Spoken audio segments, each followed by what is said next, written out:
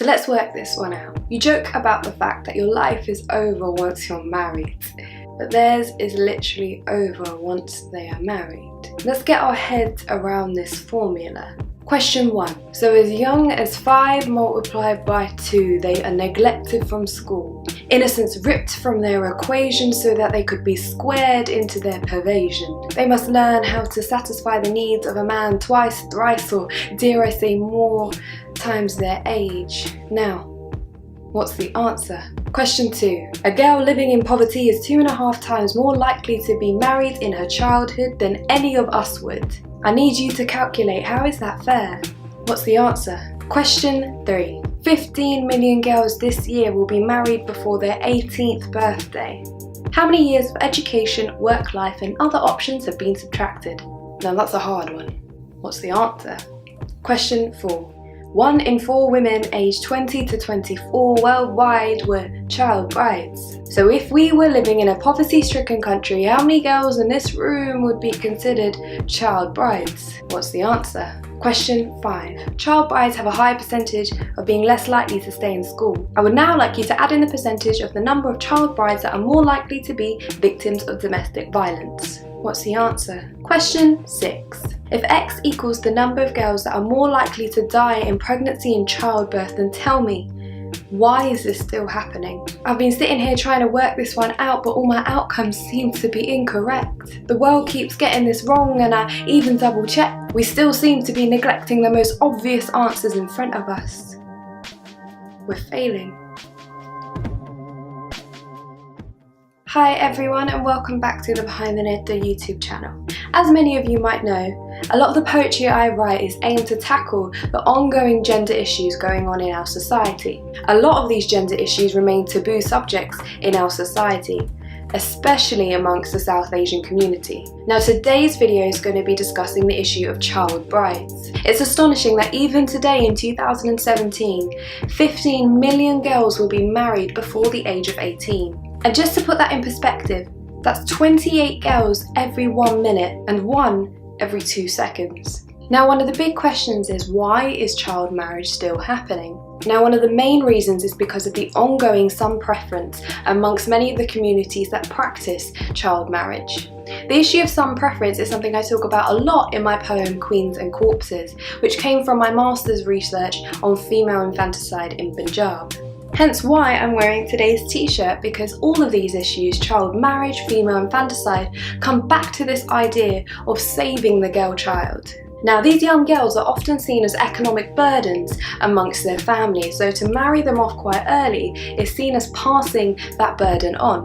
Another reason found for the continuation of child marriage is to protect their daughter's virginity. A lot of these communities feel that their daughters should only lose their virginity to the man that they marry, so marrying them off sooner will sort out that problem. This also comes under the idea that child marriage is continuing because it's just a cultural tradition. Now a lot of these issues are also prevalent because of poverty. It's found that in areas of higher rates of poverty, there are also higher rates of child marriage. And finally, another reason for the continuation of child marriage is because a lot of families fear their daughter's safety. In areas of high sexual harassment and rape, families feel that by getting their daughter married off sooner, perhaps it will avoid these issues. Now that we've got an understanding of why it's happening, let's also have a look at where it's happening. The highest rates of child marriage are to be found in India, Ethiopia, Bangladesh, Nigeria, and Brazil. Now, the most important question, what can be done to stop it?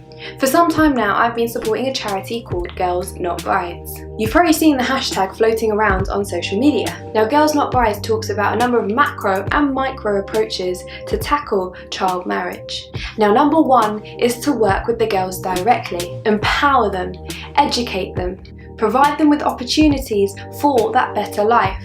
Now the second approach is also at a grassroots level, to work with the families and communities that feel that this cultural practice should still happen. Now the final approach is a top-down one, which would mean that the governments and policymakers in these countries would need to make sure that it's illegal for child marriage to happen. They would also need to make sure that these laws and policies are actually implemented and that there are consequences for those people that still commit the practice. We would also need to make sure that there's enough services and support for any of the young girls and boys that are forced into child marriage. I'll make sure to leave a link for Girls Not Brides below in hope that lots of you go away and support the incredible work that they are doing. Now, what I'd finally like to emphasise is that child marriage isn't just happening in these faraway places.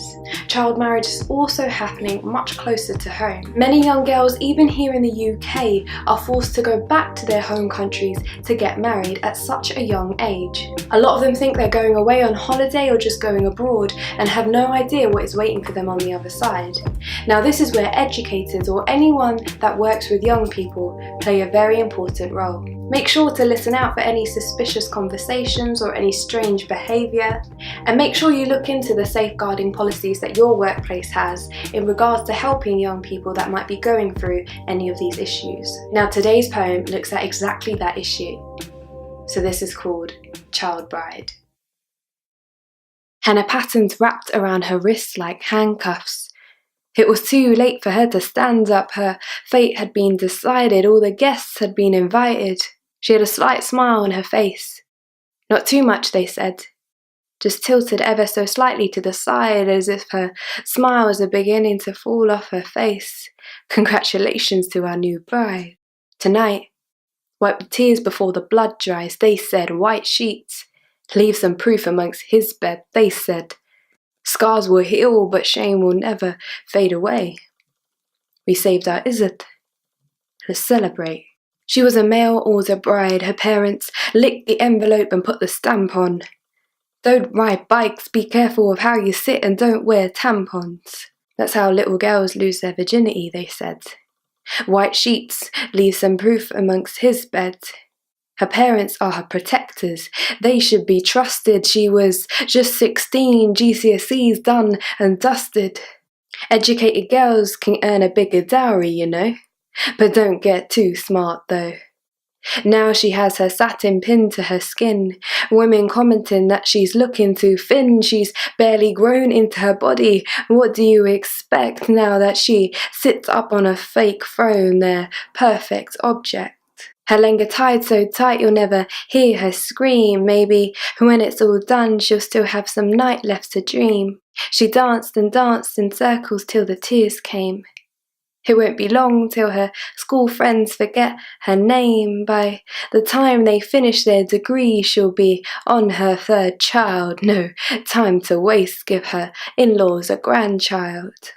Because he will come and it will never leave, flatten the ridges of her spine till she could barely breathe. Tonight, wipe the tears before the blood dries, they said.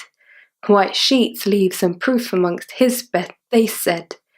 Scars will heal, but shame never fades away. We saved our Izzat. Let's celebrate. Thank you for watching today's video. As always, I hope it's provided some food for thought. Peace and love. Stay safe and stay blessed.